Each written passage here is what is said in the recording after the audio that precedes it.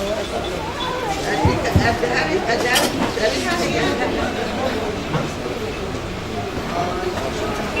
الله الرحمن الرحيم، والصلاة والسلام على سيدنا محمد وعلى آله وصحبه وسلم. أهلا ومرحبا بكم في ملتقى أجمع الجميع على أنه ملتقى الأحبة. أهلا ومرحبا بكم في أولى لقاءات العلم الطيب من أجل العمرة الطيبة. أهلا ومرحبا بكم في هذا اللقاء الطيب. نبدأ هذا اللقاء بكلمة طيبة من فضيلة الشيخ عبد المنعم دويدار المستشار الديني المؤسسي.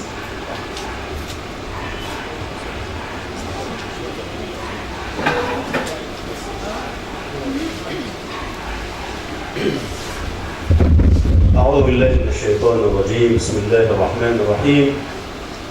إن الحمد لله تعالى نحمده ونستعين به ونستغفره، ونعوذ بالله تعالى من شرور أنفسنا وسيئات أعمالنا. إنه من يهده الله تعالى فلا مضل له، ومن يضلل فلا هادي له.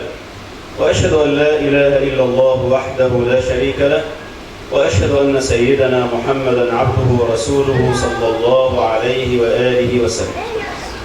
وبعد، أحبتنا في الله تبارك وتعالى،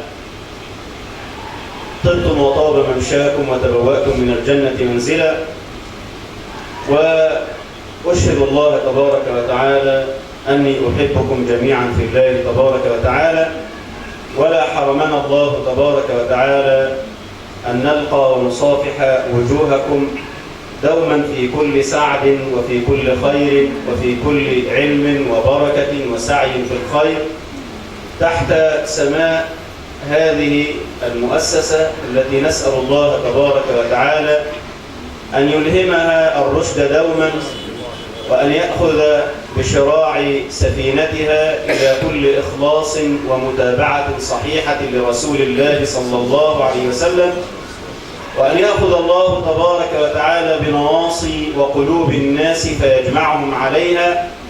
كما أرحب وأستميح فضيلة دكتور حسني عذرا أن أتكلم بحضرته، فجزاه الله تبارك وتعالى خيرا. أقول مستعينا بالله تبارك وتعالى: بداية هذه الرحلة إلى الله تبارك وتعالى، رحلة التنسك والتعبد بالعمرة وما يكون معها من أبواب الخير، لا بد لها من تخلية قبل التحلية. لا بد لها أن نبدأ وننطلق من منطلق أساس أن نتوب إلى الله عز وجل أولا، وأن نستغفر الله عز وجل على ما كان قبل أن نبدأ بصفحة وعودة جديدة مع الله تبارك وتعالى.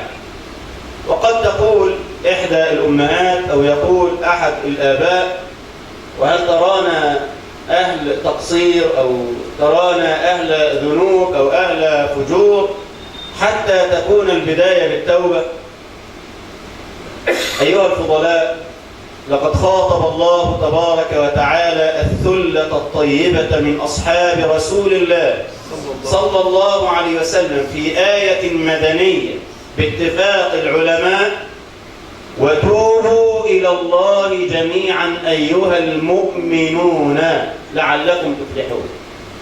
فهذا الخطاب بالتوبة إنما لأهل الإيمان، والآية من خوطب بها أولا هم خيرة أصحاب النبي صلى الله عليه وسلم. لا عجب إن كانت البداية بالتوبة، والنبي صلى الله عليه وسلم المعصوم يتوب ويستغفر الله تبارك وتعالى في اليوم أكثر من 100 مرة، أو كما ورد عنه صلى الله عليه وعلى آله وصحبه وسلم. لا عجب أن تكون البداية بالدندنة حول التوبة، وإن سيد الاستغفار الذي علمك إياه النبي المختار صلى الله عليه وسلم في أذكارك الموظفة صباح مساء: اللهم أنت ربي لا إله إلا أنت، خلقتني وأنا عبدك وأنا على عهدك ووعدك طاعتك ما استطعت، أعوذ بك من شر ما صنعت، وأبوء لك بنعمتك علي وأبوء بذنبي، فاغفر لي فإنه لا يغفر الذنوب إلا أنت. لكن إذا تكلمنا عن التوبة فلننظر إليها من زاوية معينة. بين يدي العمرة وبين يدي الصيام، بين يدي القيام، بين يدي الصدقات، لا بد أن تكون البداية من منظور خاص. قبل هذه الرحلة التي ربما رزقك الله عز وجل فيها أكثر من عمرة، إن كانت الرحلة فيها من العمرات عمرتان، وقد يجمع الإنسان مع ذلك ثواب أكثر من عمرة ربما وصلت إلى 20 عمرة. ينفع؟ ينفع؟ احنا نعمل عمرتين إن شاء الله. لكن من صلى في قباء ركعتين ثواب الركعتين إيه؟ بعمرة. ومن صلى الفجر في جماعة ثم جلس يذكر الله حتى تطلع الشمس حج وعمرة تامة بموعود من لا ينطق عن الهوى صلى الله عليه وسلم. فإذا كان ذلك كذلك ووافق ذلك في حرم الله والركعة فيه ب100,000 أو في حرم رسول الله وكل فضيلة ب1000، إذن قد يأخذ الرجل ثواب 1000 عمرة أو أكثر من ذلك ولا حرج على فضل الله الكريم. لا يعقل أن يبني إنسان هذا البنيان أساس متين وشيد أعمدة وبنى وشطب تشطيب سوبر لوكس، وبعدين أول ما العمارة قامت قدامه 10-12 دور عمل إيه بقى؟ قال هاتوا بلدوزر وهدوه. في حكم العقلاء ليس هذا بفعل عقلاء. أو يعقل أيضا أن تبني وتشيد طاعة من صيام أو قيام أو حرص على فعل الخيرات وبذلت من الأموال نفقة وتركت أهلك ووطنك وتنفلت بختمات وألفيات من الصلاة على رسول الله والاستغفار والتسبيح والتحميد، وبعد ذلك تكون البداية على غير أساس. هناك ذنب من الذنوب التي تمحق وتحبط العمل كالرياء أو أكل الحرام أو كذا أو كذا. هناك بعض الذنوب خاصة لا بد أن نجدد التوبة منها قبل أن ننطلق، وإلا خلينا مكاننا. يؤتى يوم القيامة بأناس معهم من الحسنات كأمثال جبال تهامة. ده كلام سيدنا النبي. كأمثال جبال تهامة، حتى إذا جيء بهم جعلها الله هباء منثورا، طارت كلها. ده موقف الحسرة عياذا بالله. فالصحابة يتعجبوا هباء منثورا، وسيدنا النبي يقول ثم يقذف بهم في جهنم. يعني يا ريتها طارت وعدوا، لا ده طارت وجهنم كمان. فبعض الصحابة يقول كما في حديث ثوبان رضي الله عنه: يا رسول الله وكيف ذلك؟ سيدنا النبي يقول حسنات أمثال الجبال والطير، وبعد كده المآل جهنم، كيف ذلك؟ فزاد النبي من عجبه: لا خذ كمان بقى. كانوا يصلون ويصومون ويزكون ويحجون، غير أنهم كانوا إذا عرض لهم شيء من الحرام أخذوه فأحبط الله أعمالهم. إذا نحتاج إلى تخلية. الكوباية دي يا جماعة لو مكانها عصير وحضرتك أو حضرتك حطيتي فيها مية، بتكرف ولا ما بتكرفش؟ فيها ريحة، لقطة، أي كان المسميات بتاعتنا. كذلك القلب لو كان فيه الران وكان فيه السواد، هينفعه نور القرآن؟ هل هينفعه القرب من مقام النبي العدنان؟ كلا إنهم عن ربهم يومئذ لمحجوبون. إذا هذا الذنب. احنا رايحين رحلة عمره هنشوف حجر أسود، حجر أسعد، لكنه ما كان أسودا، نزل من السماء أشد بياضا من الثلج. اسمع: فسودته خطايا وذنوب بني آدم. إذا كان الذنب سود وهبب حتة من الجنة، يبقى عمل ايه في قلوبنا؟ إذا نحتاج أن نتوب. قبل أن ننطلق إلى هذه الرحلة نرد المظالم إلى أهلها. طبعا التوبة ندم، عزم على عدم العود.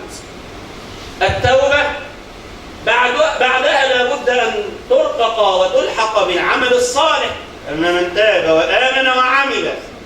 إذا من أراد أن تبدل سيئاته حسنات بموعود الله وموعود رسول الله فلا بد أن يطرق أبواب التوبة، كل الأبواب. مش يا رب أنا نادم بس أنا سارق فلوس يعني خليها، يا رب أنا نادم بس ضربت واحد وأذيته، يا رب أنا نادم بس مش هقول لحد سامحني، مش هرد المظالم. لا، فاكرين القصة بتاعت زمان؟ وأنا طبعا يعني مش هتكلم أكتر من 4 ساعات، لأن طبعا لو اتكلمت ربع ساعة هنسمع ساعة من الدكتور، اتكلمت ساعة يبقى 4 ساعات. 4 ساعات وربع ساعة. صلى على الرسول. كانوا زمان بيقولوا لنا قصة سبحان الله العظيم. من العجب لما كبرنا وبنتصفح كتب أهل العلم لقينا ابن حجر الهيثمي ذاكرها في الزواجر وغيره. كانوا يقولوا لنا زمان قصة الصياد الفقير والسمكة. إيه القصة؟ صياد فقير بياكل إيه؟ اللي بيصطاد بس. يطلع يصطاد ياكل هو وعياله. في يوم من الله عليه بالرزق بسمكة كبيرة أعجبته. واحد من الجماعة المفتريين المتغطرسين المتكبرين اللي بيثبتوا واللي بيبلطجوا واللي بيرموا جتته أخذها منه قسرا وقهرا عافية. ضعيف قوي بالله عز وجل. وإذا كان الله معك فلا تحتاج لأحد، وإذا كان الله عليك فمن معك. أخذها منه قسرا، عضت السمكة على إبهام الظالم. لما وصل البيت لم يستطع قرار، ذهب إلى من يطببه قال بها الأكلة، في فيروس بها الأكلة ولا بد من بتر الإبهام حتى لا تسري الأكلة في الكف. فبتروا له الإبهام ووصل البيت، عاد فبتر الكف، بتر الساعد حتى بتر العرض من الكتف. فقال له ما قصتك؟ حكايتك ايه؟ قال وقص عليه قصة الايه؟ الصياد الفقير الغلبان والسمكة. فقال يا هذا دواؤك ليس عندي، ده علاجك مش عندي انا. هلا ذهبت اليه اول ما المتك، اول ما وجعتك كنت تفتكر المسكين اللي انت بلطجت عليه. فذهب الذي كان متغطرس، ذهب يبحث عن الفقير حتى وجده. فلما وجده قال يا سيدي. سيدي دلوقتي سيدي؟ قال يا سيدي حاللني ولا أعود، سامحني مش هعملها تاني. فلما رأى الفقير ذراع الرجل مقطوع من الكتف بكى الفقير وقال حاللتك لما رأيت من حالك فقط، أنا ما كنتش ناوي أسامحك بس عشان اللي شايفه بس. فقال له بالله يا سيدي أكنت دعوت الله علي؟ قال نعم. يا دي محتاجة كلام. نعم.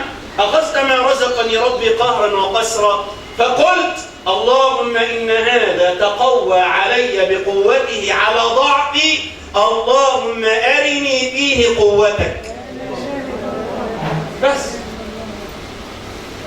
ودعوة المظلوم ولو كانت من كافر ربك تبارك وتعالى يفتح لها الأبواب ويقسم بعزته وجلاله بنصرتها ولو بعد حين كما علمنا النبي الأمين. قال يا هذا حاللني فلقد أراك الله تبارك وتعالى قوته فيا. من استعظم ذنبه منا الله أكبر. شايف ذنبك كبير؟ الله أكبر. واحد جاي يسلم ويبايع النبي على الإسلام، فسيدنا النبي صلى الله عليه وسلم يقول له تشهد أن لا إله إلا الله وأني رسول الله؟ قال أما أنا فأشهد أن لا إله إلا الله وأنك رسول الله.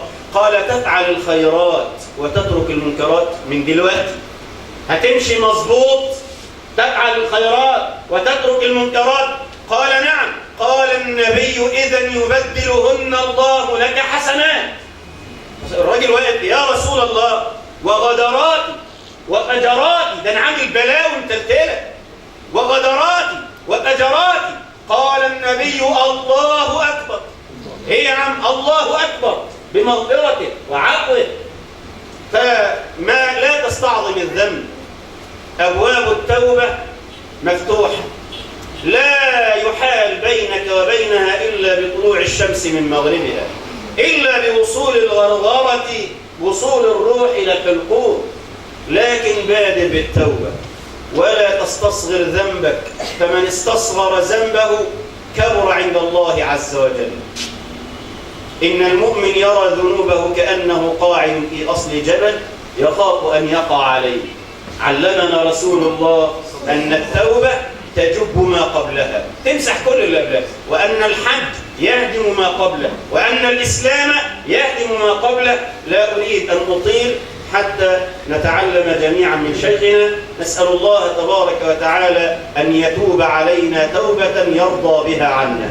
اللهم تب علينا توبة ترضيك وترضى بها عنا. اللهم تب علينا توبة ترضيك وترضى بها عنا.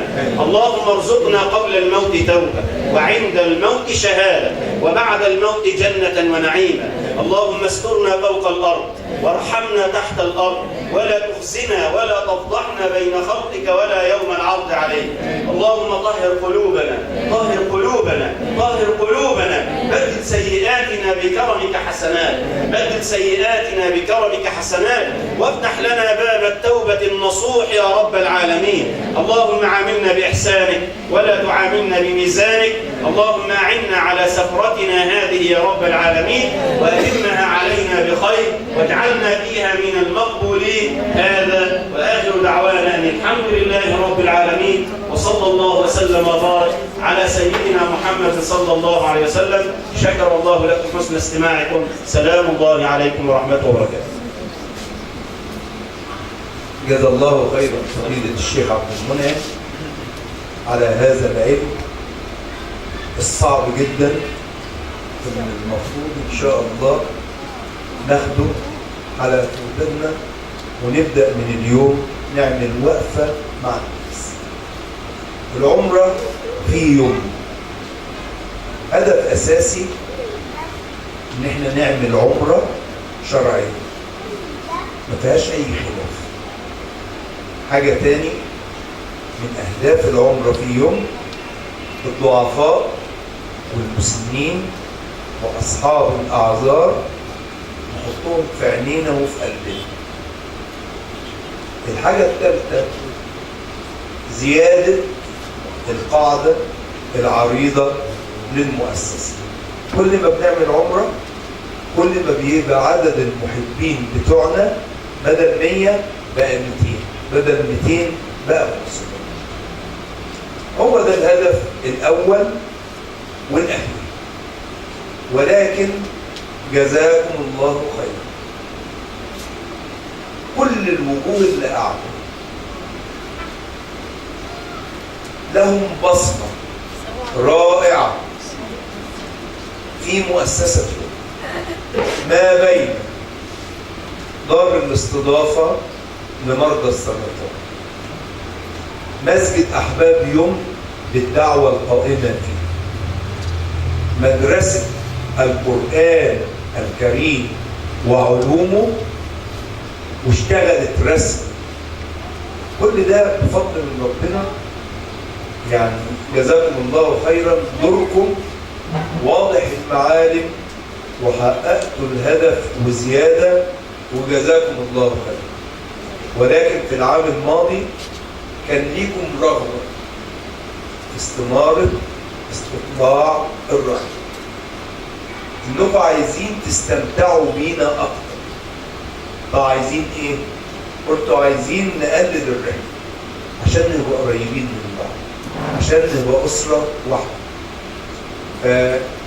لرغبتكم انتم قللنا الرحلة 50%.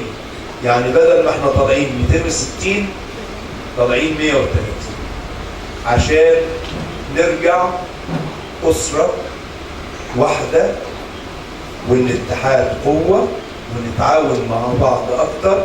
انتوا تستمتعوا بينا واحنا نحب فيكم وجزاكم الله خيرا.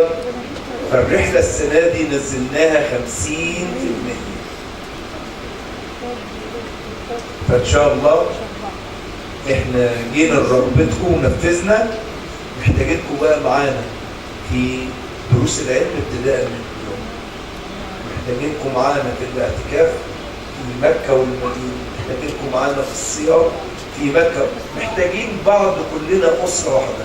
نرجع ال 130 شخص أو ال 130 محب أو ال 130 يعني قلب أخضر، نرجع كلنا واحد فقط. إن شاء الله لقاء اليوم هو لقاء عالم جليل من علماء مسجد أحباب يوم، من العلماء الذين تركوا بصمة في قلوب رواد مسجد أحباب يوم، له فضل علينا نقدمه لكم ونقول جزاه الله خيرا على كل عطاء للإسلام وللمسلمين. ضيف كريم في عمر يمن هذا العام فضيلة الدكتور حسني أبو حبيب، مدير مديرية أوقاف بورسعيد.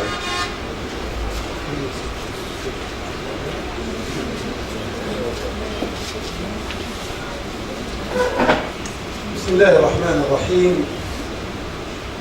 الحمد لله رب العالمين، والصلاة والسلام على أشرف المرسلين سيدنا محمد وعلى آله وصحبه ومن دعا بدعوته وسار على سنته إلى يوم الدين. أما بعد، فالسلام عليكم ورحمة الله وبركاته جميعا. طيبتم وطاب ممشاكم وتبوأتم من الجنة منزلا. أسأل الله العلي العظيم رب العرش العظيم أن يجعل جمعنا هذا جمعا مرحوما وتفرقنا من بعده تفرقا معصوما، وألا يجعل فينا ولا منا شقيا ولا محروما. كما أسأله عز وجل أن يجعل هذه الجلسة جلسة طيبة مباركة خالصة لوجهه وفي ميزان حسناتنا، وأن يثيبنا عليها في الدنيا والآخرة، وأن يجعلنا وإياكم ممن يستمعون القول فيتبعون أحسنه، إنه نعم المولى ونعم النصير. وبعد، انطلاقا من قول النبي صلى الله عليه وسلم: من لم يشكر الناس لم يشكر الله. وفي رواية: أشكر الناس لله أشكرهم للناس. أتقدم بخالص الشكر لأخي الحج عادل، وأسأل الله تعالى أن يجعل ما يقوم به من عمل دؤوب في خدمة الإسلام والمسلمين في موازين حسناته. في الحقيقة هناك أناس عندما تعرفهم تتخذهم سندا. الحج عادل أنا منذ أن عرفته وأنا أتخذه سندا وعدة على الأيام. تعمل كده في الدنيا وأنت مطمئن، بحيث أي حاجة هتلاقي يشيل معاك، هتلاقي سند صحيح وهو اختار اسما لمؤسسته الميمونة المباركة، وكان موفقا غاية التوفيق. وكأني أرى أن الله أوحى إليه بسر أو ألقى في خلد هذا الاسم الميمون المبارك مؤسسة يمن، التي لا تعمل إلا في اليمن والخير والبركة. كما لا يفوتني في هذا المقام أن أتوجه بفائق الشكر لأخي، بل أقول لأستاذي فضيلة الدكتور عبد المنعم دويغار، الذي ما جلست عنده وما استمعت لحديثه إلا وأضاف إلي جديدا، وما هذا إلا لواسع علمه، وأحسبه والله حسيبه ولا أزكيه على الله أنه من المخلصين. أسأل الله تعالى أن يجعل ما يقوم به من دعوة إلى الله تعالى في موازين حسناته، وأن يتقبله عنده في مقام النبيين والصديقين، إنه نعم المولى ونعم النصير. كما أتوجه إليكم بالشكر جميعا، ويعني عندما أدعى اليوم أجي كده أنا وفرحان، كأنه يعني واحد كده وقالوا له تعالى طفل، قالوا له تعالى رحلة كده. لما يرن تليفون الحاج عادل أو تليفون الدكتور عبد المنعم أعرف أن هناك خيرا، أن هناك خيرا. لأنه في ناس كده ما يجيلكش منها غير إيه؟ غير الخير. كما قال صلى الله عليه وسلم: إن هذا الخير خزائن، وإن لتلك الخزائن مفاتيح، فطوبى لعبد جعله الله مفتاحا للخير مغلاقا للشر، وويل لعبد جعله الله مفتاحا للشر مغلاقا للخير. نسأل الله تعالى أن يجعلنا جميعا مفاتيح للخير مغاليقا للشر. آمين. أبدأ حديثي من حيث يعني فتح علي فضيلة الدكتور عبد المنعم، فتح الله عليه وله، التخلية قبل التحلية. عود التحلي لازم تنقي الإناء الأول، وبمقدار قيمة الشيء الذي تضعه للإناء في الإناء تهتم بنظافة الإناء. يعني لو كان الشيء غالي وثمين كده تهتم بنظافة الإناء. ورسولنا صلى الله عليه وسلم علمنا أن القلوب أوعية، مش كده برضه؟ وطالما القلوب أوعية ونحن مقبلون على رحلة مباركة نسأل الله تعالى أن يتقبلها منا وأن ييسرها لنا، لا بد وأن نهتم بنظافة الأوعية التي يعني سنملأها توبة وتقوى ورجاء بالله تعالى. التوبة، أنا يعني أعيش معكم مع نداء من قبل الله تعالى من فوق 7 سماوات لعباده المؤمنين. ومن العجب أن يأتي هذا النداء في سورة تسمى بسورة التوبة، ويأتي هذا النداء عقب آيتين تكرر فيهما كلمة التوبة 5 مرات أو مشتقاتها. ذلك النداء جعله الله محورا تدور حوله السورة وترتكز عليه، ألا وهو قول الله تعالى: يا أيها الذين آمنوا اتقوا الله وكونوا مع الصادقين. يا أيها الذين آمنوا اتقوا الله وكونوا مع الصادقين. الآيتين الآيتان اللتان تسبق هذه الآية المباركة: لقد تاب الله على النبي. عندهم معي في لقد تاب الله على النبي والمهاجرين والأنصار الذين اتبعوه في ساعة العسرة من بعد ما كاد يزيغ قلوب فريق منهم ثم تاب عليهم إنه بهم رؤوف رحيم. وعلى 3 الذين خلفوا حتى إذا ضاقت عليهم الأرض بما رحبت وضاقت عليهم أنفسهم وظنوا أن لا ملجأ من الله إلا إليه ثم تاب عليهم ليتوبوا إن الله هو التواب الرحيم. 5 مرات. شايفين 5 مرات التوبة، وبعد كده يأتي النداء. وعندما نسمع قول الله أو الله تعالى ينادينا من فوق عرشه يجب علينا أن نشنف آذاننا، لأن عقب هذا النداء إما خير يأمرنا الله به وإما شر ينهانا الله عنه. يعني مجرد ما نسمع يا أيها الذين آمنوا انطق أذن لبيك ربنا بما تأمرنا وعما تنهانا. اتقوا الله والتقوى دي يعني لا يستطيع أحد أن يتوب التوبة النصوح إلا بعد أن يتقي الله. ومن ثمار التوبة النصوح أيضا أن يتحلى المسلم بالتقوى. اتقوا الله يعني إيه؟ يعني راقبوه. اعلموا يقينا أن لكم ربا له عين راصدة لا تغفل ولا تنام، يعلم سركم وجهركم، وهو معكم أينما كنتم، وهو يعلم ما في نفوسكم. ربكم أعلم بما في نفوسكم. لما أنت تعيش حياتك كلها في يقظتك ونومك، في اجتماعاتك وفي خلوتك،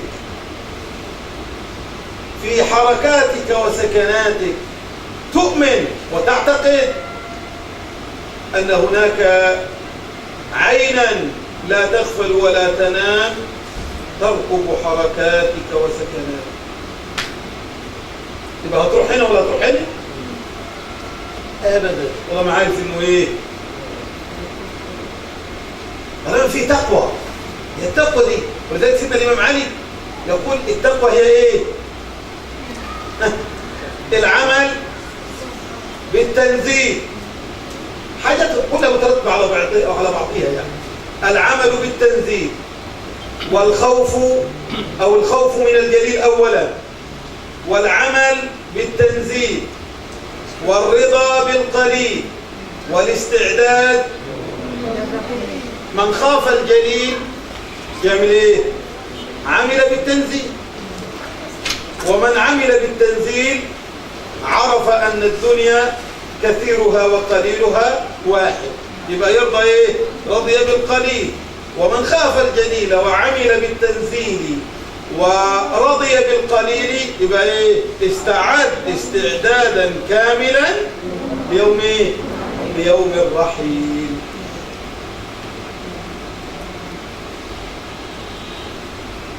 وعلماء اللغة يقولون التقوى هي المراقبة، هي الخشية، هي الخوف. والخشية والخوف لا تتأصل في النفس إلا عندما تؤمن النفس وتعتقد أن الله معها في كل وقت. على هذا رب رسول الله صلى الله عليه وسلم صحابته.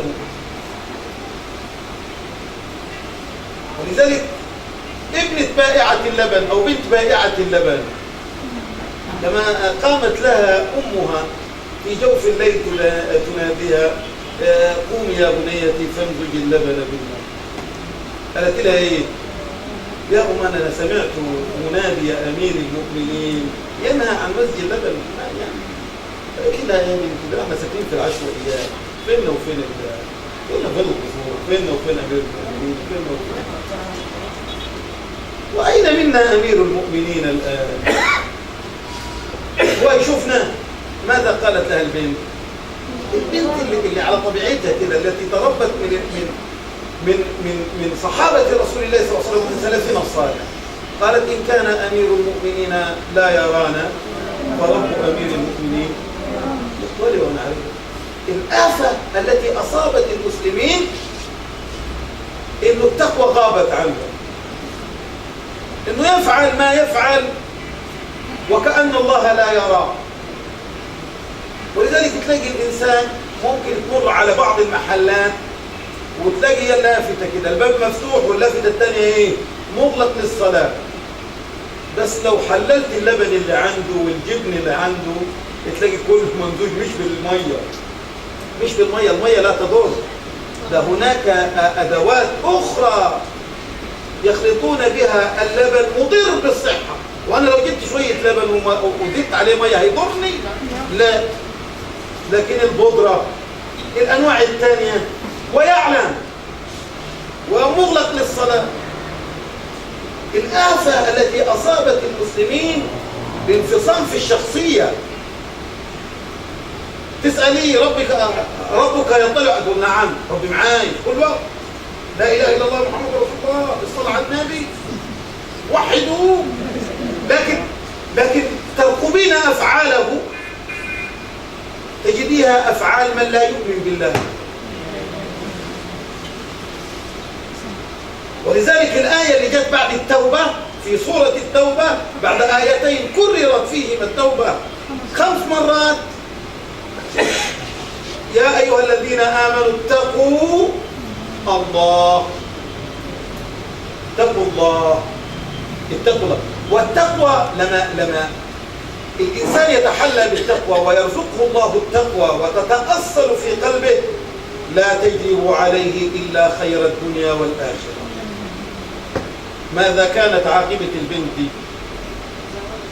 تزوجت، انتقلت من بنت بائع ثمن المين، الزوجة لمين؟ لأمير المؤمنين. يفيد العاقبة التقوى تورث العزة في الدنيا والآخرة، والسؤدة في الدنيا والآخرة، والنعيم في الدنيا والآخرة. إنك تراقب الله في كل صغيرة وفي كل كبيرة مهما صغر. التقوى تخليك في فلاتر، الحاجة اللي تشوف فيها بلاش منها. ده انتوا عارفين إبراهيم بن أدهم أبو إبراهيم بن أدهم الزاهد. إبراهيم بن أدهم ورث الملك عن جده وساب الملك وقال لي أنا مش ملك. أبوك رجل تقي لا يملك من حطام الدنيا شيء.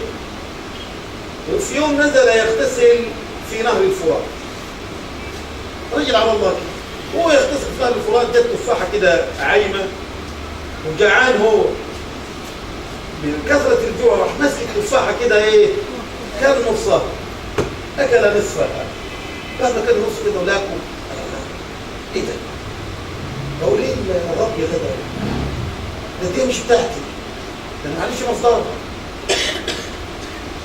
ده نبي محمد قال كل جسم صلى الله عليه وسلم كل جسم من نبت من سحت فالنار أولى به. ده يمكن ينبت منها جسمي. كل هذه الأمور دارت في خلد الرجل، وهو معينوك الاتفاق راح منزلها وما كانش نص الكلام.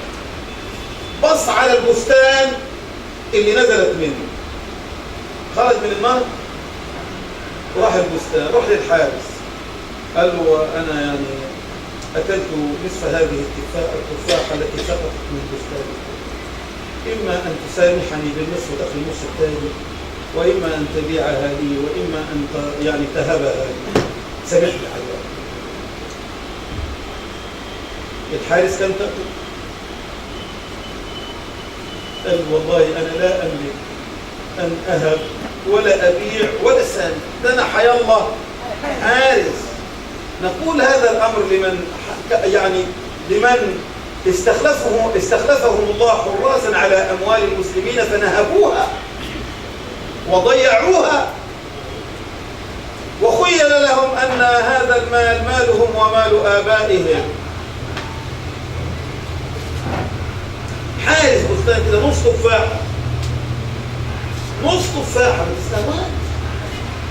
ده سيدنا سعد لما قال لرسول الله صلى الله عليه وسلم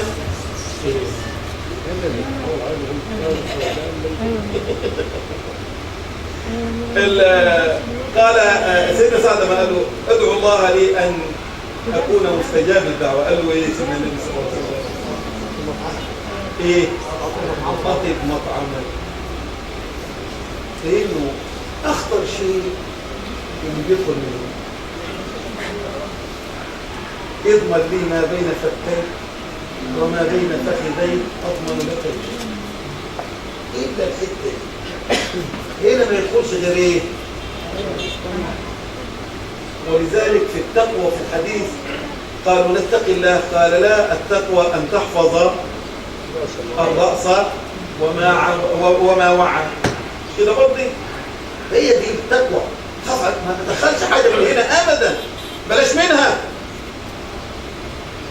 سمعنا يعني مقولات في لما تخلف المسلمون عن الاسلام يقول لك يا سيدي اللي بيدخل بطنه بحاجتك على ربنا تقول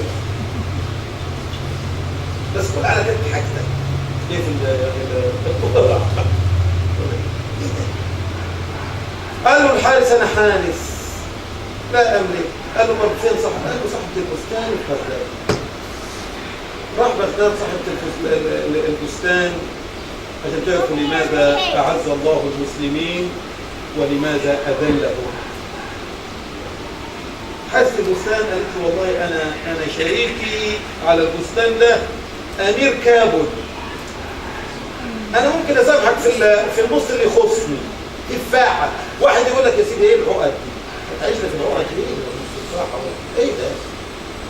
بس يا إخوانا إنها جنة أو نار. إن الشيطان قد أيس أن يعبد في أرضكم، لكن احذروه مما تحقرون أو على ما تحقرون من أعمالكم، أو رضي فيما دون ذلك بما دون ذلك من الصغائر التي لا نتحرى فيها الحلال من الحرام. طب بينه وبين كابل راح فين؟ مسيرة 10 أيام. مسيرة 10 أيام مش بالطيارة ولا في العربيات المكيفة ولا الأتوبيس ولا المية الساقعة ولا مش كده أنت تاخدها مية ساقعة كده والعصاير، لا لا لا لا ماشي أو راكب حاجة دابة. راح حرص تحري التقوى يقل ويعملوا الحاجات دي وهو راض عن نفسه، يبحث تقوى. راح الأمير كابل اتلقاه بلف قال له كذا، قال له استنى نفسه. فلما رجع أمير كابل إلى بيته أو قصره قال له ما شأنك؟ قال له اللي حصل مني كذا وكذا، يا إما تبيعها لي يا إما تسامحني يا إما تهبها. قال له أنا لا هبيع لك ولا هسامحك ولا إيه إلا بشرط. قال له معي بنت عمياء قاعدة كذا تتزوجها أنا سامحك لا أجيبها منك الوقت. تزوجها فلما دخل بها وجدها يعني بنت يعني وجهها كالقمر، بسم الله ما شاء الله. قال لها أبوك كذب عليك، قال لي كذا وكذا وكذا. نزل الكذب يا اخوان لا شيء يخرب البيوت ويسرع في خرابها بقدر ما يسرع الكذب. لا تقول لي كذب ابيض ولا كذب اسود، ولا تقول لي انا كذبت وهيترتب عليه ضرر يا مولانا. لا ده انا قلت له مش هيترتب عليه ضرر، لا انا ضريته ولا ده انا بس الا الكذب الا الكذب. قال ابوك كذا مش ممكن. وضح له الامر عمياء ما نظرت الى حرام قائده ما سعت الى حرام. فتزوجها فكان له منها مين؟ ابراهيم بن ادم. ورث الملك من راجل على الله. والى الان في حياتنا تتكرر هذه النماذج الى الان بس مع الصادقين. انا عرفت واحد في بورسعيد بيحكي لي قصته حكايه. كان شغال في الحاويات وهو يعني ضابط جمرك. وعارفين الجمارك كانت في العصر اللي فات في بورسعيد. قال والله العظيم يا مولانا الفلوس كانت على زمايلي بالقرب ويجيهم العشاء كباب وما لذ وطاب، وانا مرتب يدوب اكل اتعشى طعاميه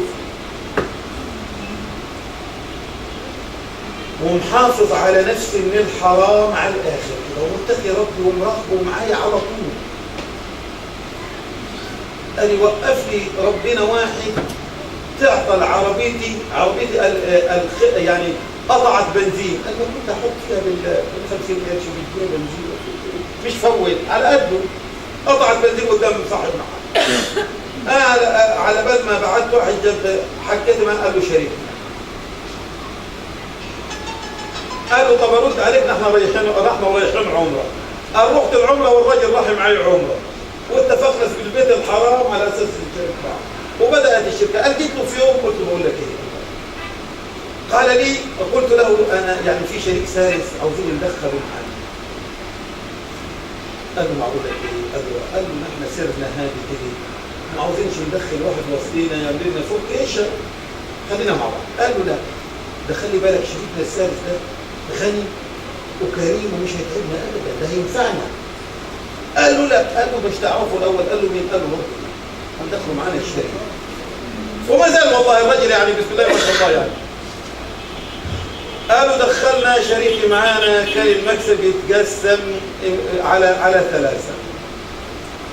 قال لي والله يا مولانا كنا نجيب السلعة وممكن نبيعها بأقل من سعرها ولا نعلم المال يأتينا من أين.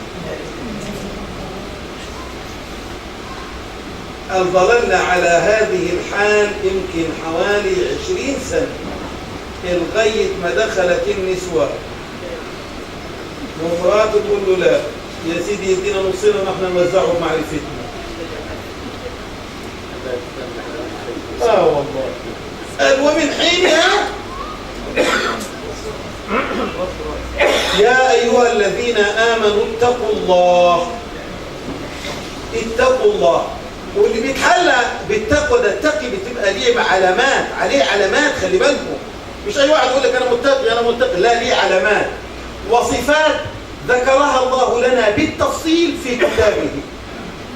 اقرأ معي كده في سورة آل عمران، وسارعوا، قول الله تعالى وسارعوا إلى مغفرة من ربكم وجنة عرضها السماوات والأرض أعدت لمين؟ للمتقين. من هم المتقين يا رب؟ الذين ينفقون في السراء والضراء. السراء والضراء يعني ايه؟ يعني ربنا كرمني ادفع، ابتلاني ادفع. في ناس ربنا يكرمها تدفع، لما يبتليها تقول لك يا ده انا بعمل خير وبعمل كذا وبعمل كذا. طب ايه والله ما عملت كذا، بعمل خير وبعمل كذا وبعمل كذا. وفي ناس كثيرة زي كده، يعني إن أصابه خير شكر وإن أصابه ضر كفر والعياذ. ومن الناس من يعبد الله على حرف، فإن أصابه خير اطمأن به وإن أصابته فتنة انقلب على وجهه خسر الدنيا والآخرة ذلك هو الخسران المبين. الذين ينفقون في السراء والضراء على من يحبون ومن لا يحبون. وسيدنا أبو بكر رضي الله تعالى عنه لما وقع مصطح ابن أثاثة في عرض ابنته عائشة، وكان سيدنا أبو بكر متكفل بمين؟ بمصطح وأمه. فلما خاض في، وانتم عارفين العرب عندهم يعني مسألة العرض دي خاض فيها مين؟ مصطح رضي الله تعالى عنه. فلما سمع أبو بكر ده أنا يا مصطح كذا وكذا، طب مش هشوف مليم أحمر منه. فنزل قول الله تعالى ولا يأتل أولو الفضل منكم والسعة أن يؤتوا أولي القربى والمساكين وليعفوا وليصفحوا. ليه؟ ألا تحبون أن يغفر الله لكم؟ سيدنا أبو بكر قال بل أحب أن يغفر الله لي، وأعاد نفقته على إيه؟ على مصطح. أحيانا كثير منا ما يعطي، بس يعطي حبايبه، يعطي أصدقائه، يعطي كذا يعطي كذا، يعطي الذي يرجو عطاءه. يعني مثلا أنا هعمل يعني وليمة أو عزي أو أذبح، أجيب المين؟ أجيبكم أنتوا عشان إيه؟ الأسبوع اللي جاي تعزموني برضه، وهكذا وهكذا. لا، ينفقون في السراء والضراء. والتالي والكاظمين الغيظ. دي علامات التقوى. الواحد كده بسم الله ما شاء الله تلاقيه يعني مصلي وصايم وتمام التمام وقاعد في المسجد ما بيطلعش، بس كده أغضبي قولي له كلمة كده ما تجيش على مرامه يقلب لك ظهر المجن وتسمعين منه ما تكرهين. ما يقدرش يسيطر على نفسه. السيطرة على النفس دي لا يستطيع، كل الناس لا يستطيعون السيطرة على نفوسهم، لا يستطيعون السيطرة على نفوسهم إلا أصحاب القلوب، النفوس الكبيرة، القلوب المطمئنة، اللي يستوي معه المدح مع الذم، الذي يتعامل أولا وآخرا مع الله. أصبر وأكظم غيظي ليه؟ لله مش عشانك انت. وكظم الغيظ مش يجي من العاجز، يجي من القوي. وانت لما تشتمني وانا ما اقدرش ارد عليك، ولو رديت عليك